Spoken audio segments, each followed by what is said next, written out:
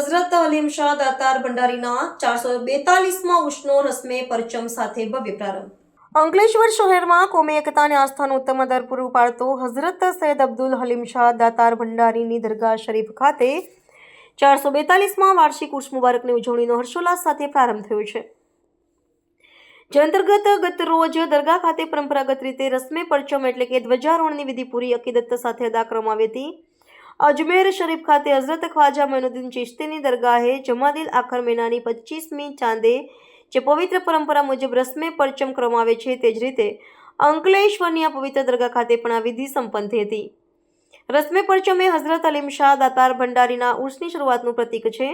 સામાન્ય રીતે આ વિધિ ઇસ્લામિક કેલેન્ડરના રજબ મહિનાની શરૂઆત પહેલા એટલે કે જમાદિઉલ આખિર મહિનાની 25મી તારીખે કરવામાં આવે છે અને આ પવિત્ર ધ્વજ ચડાવ્યા બાદ જ ઉર્ષના દિવસોની ગણતરી શરૂ થાય છે।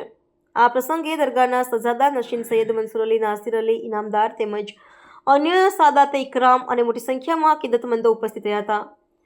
વર્ષોથી ચાલી આવતી આ પરંપરા મુજબ ખાસ ધાર્મિક વિધિઓ અને દુઆઓ સાથે આ પવિત્ર ધ્વજને દરગાહના બુલંદ દરવાજાની ટોચ પર લહેરાવવામાં આવ્યો હતો।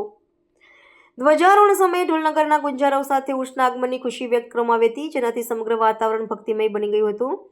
ઉર્ષના આગામી કાર્યક્રમોની રૂપરેખા મુજબ તારીખ 18 ડિસેમ્બર 2025 ગુરુવારના રોજ રાત્રે ઈશાની નમાઝ બાદ મહેફિલે ઝકીર શરીફનું આયોજન કરવામાં આવ્યું છે, જ્યારે મુખ્ય ઉજવણીના ભાગરૂપે તારીખ 22 ડિસેમ્બર 2025 સોમવારના રોજ 442માં સંદલ શરીફની વિધિ યોજાશે, જેમાં અસરની નમાઝ બાદ કુરાન ખ્વાની અને ઈશાની નમાઝ બાદ સંદલ શરીફની વિધિ થશે।